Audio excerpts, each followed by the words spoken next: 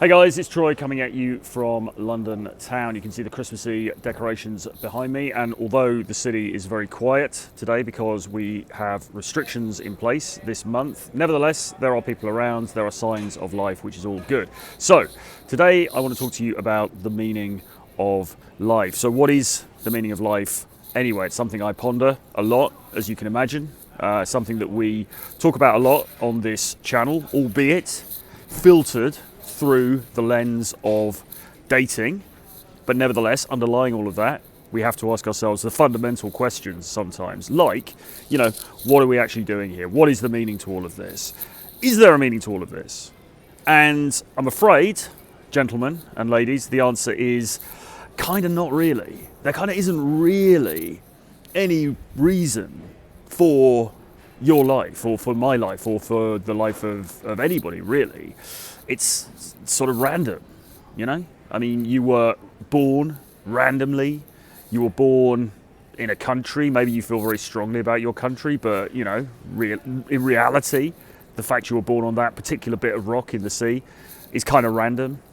You meet people in a fairly arbitrary manner throughout your life. They come into your life, they go. There's a lot of randomness, right? And in the end, what's going to happen? Well, you're going to die.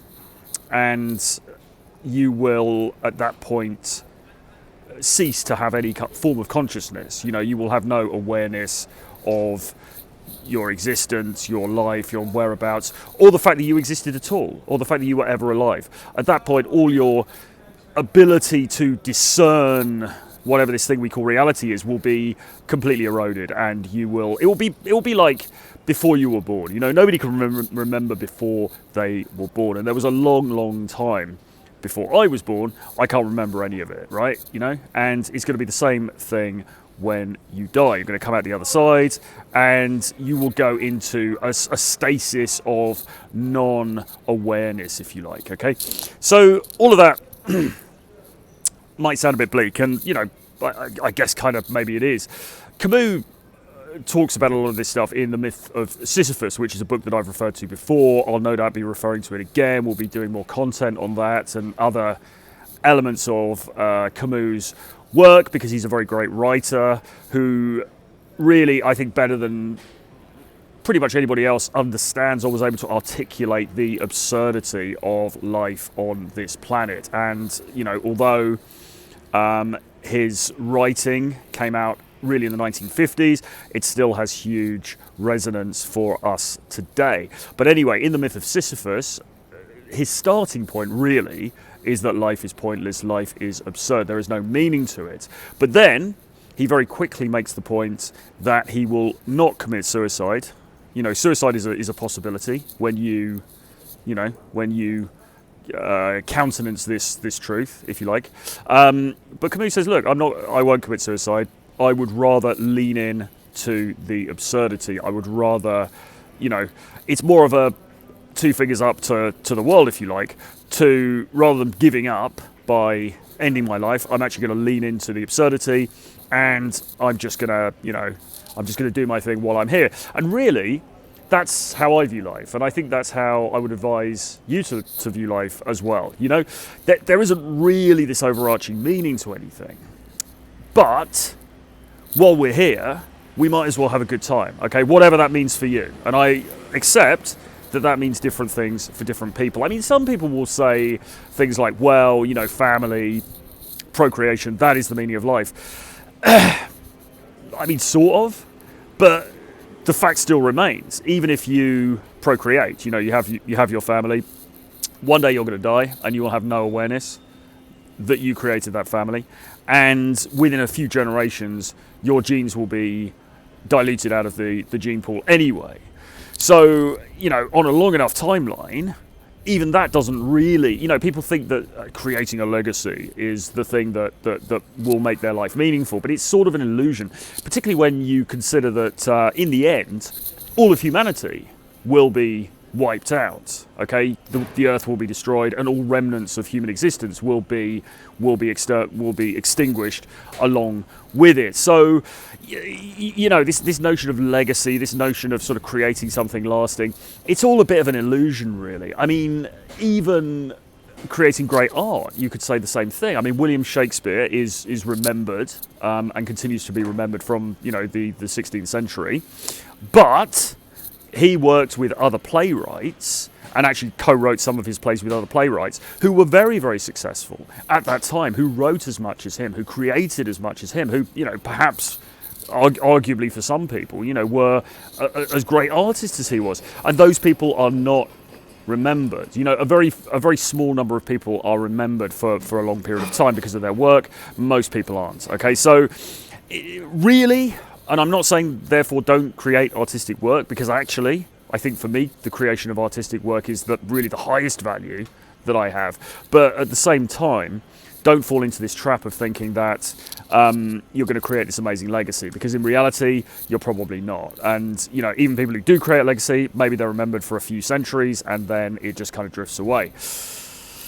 So all of that being said, firstly, you need to create your own meaning. Okay, so if nobody's going to create this overarching meaning for you, then you need to make up your own. And making up your own, it might be, well, I want to create an amazing work of art. It might be that I want to write the great British novel or the great American novel. It might be that I want to lead an adventurous life on my own terms. It might be that, you know, I want to have a prolific dating life. I want to create great memories for myself for when I'm older and I can look back on them. Whatever it is, you have to decide it for yourself, and bear in mind as well that it can change. It doesn't have to be the same thing for the entirety of your life. I mean, my interests, I suppose, are markedly different now that I am the age that I am, as opposed to when I was in my early 20s. You know, the white hot heat of lust does dim somewhat as you get on a bit, and that is a good thing as far as I'm concerned.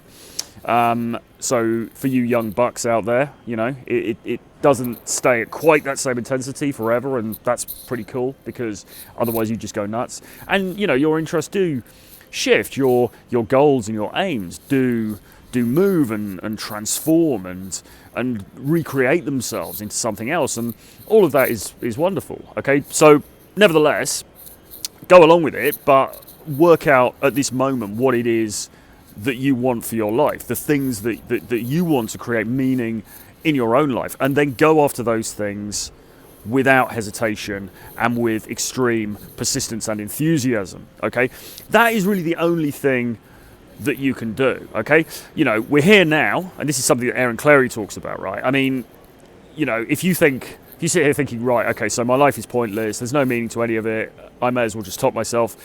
Well, you know, that's an option. But we're here now, you know, and it's pretty cool, you know. I mean, even in restricted London, you can see the nice Christmas decorations, people walking around and stuff. Quite a nice morning. I've had a nice cup of coffee, started off my day well. It's all good. It's all good. So you want to think about those things that you actually want to achieve, and then you want to push yourself, propel yourself forward to those things with vehemence and persistence and determination and grit.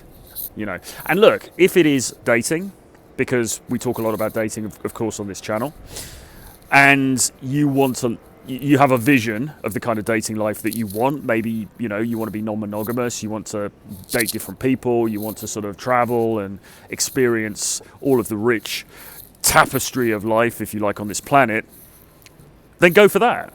Really go for that. Focus on that, visualize that, push yourself forward towards that. You know, if you are building a business and that is your main thing, visualize the outcome, focus on that, and push yourself forward.